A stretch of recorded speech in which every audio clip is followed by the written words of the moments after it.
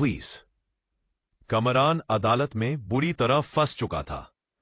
SP Zoheb ने उसके खिलाफ हर सबूत इकट्ठा कर लिया था और सेहर अदालत में कमरान की घबराहट देखकर अंदर ही अंदर संतुष्ट थी।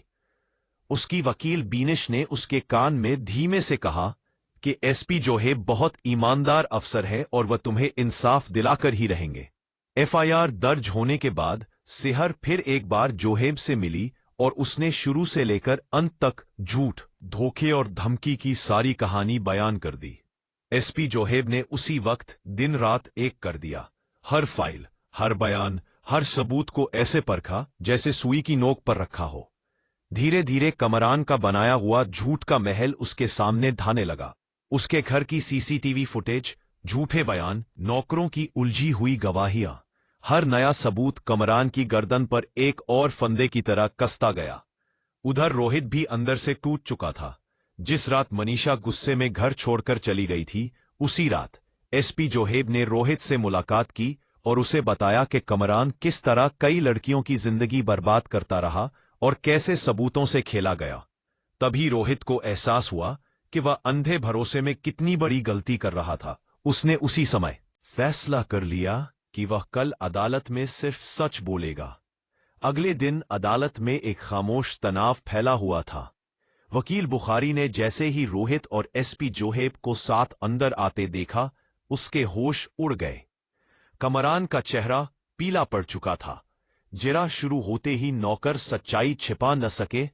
एक नौकर रो पड़ा और बोला कि हमसे झूठ कहलवाया गया था, कमरान साहब ने धमकाया था। वकील बुखारी गुस्से से चिल्लाया कि यह सब सेहर की साजिश है, मगर तभी एसपी जोहेब ने असल सबूत अदालत में पेश किए। न्यायाधीश ने मेज पर हाथ मारते हुए बुखारी को अदालत को गुमराह करने और अपराधी का साथ देने के जुर्म में 10 साल के लिए निलंबित कर दिया। कमरान घबराकर पसीने से तर हो गया। आखिर वह पल आ ही गया। जज ने फैसला सुनाया कि धारा बेइख्तियार दखल, हत्या का प्रयास, धमकी, सबूत नष्ट करने और आपराधिक साजिश के तहत कमरान को मौत की सजा दी जाती है। कमरान की आंखों में कोई आंसू नहीं थे, सिर्फ डर और शर्म। अदालत से बाहर निकलते ही किरण सेहर के सामने आई। उसकी आंखों में आंसू थे। वह बोली, सेहर, मुझे यकीन नहीं था कि कमरान इतना गिर सकता है। मुझे माफ कर दो। सेहर ने हल्की मुस्कान के साथ कहा, कभी कभी आंखें तभी खुलती हैं जब सच सामने आ जाता है। जो मीडिया कल तक सेहर का मजाक उड़ा रही थी, आज वही उसकी मिसाल दे रही थी। रिपोर्टर चिल्ला रहे थे, सेहर, आपने इतनी हिम्मत कैसे दिखाई? क्या आप दूसरी लड़कियों को कोई संदेश देना चाहेंगी?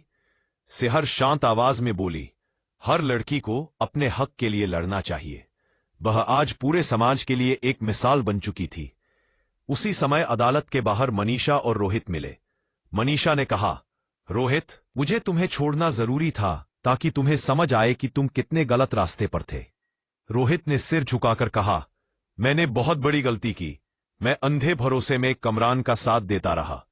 मनीषा ने उसकी तरफ देखा और कहा, मैंने तुम्हें माफ कर दिया क्योंकि आज तुमने सच बोल दिया।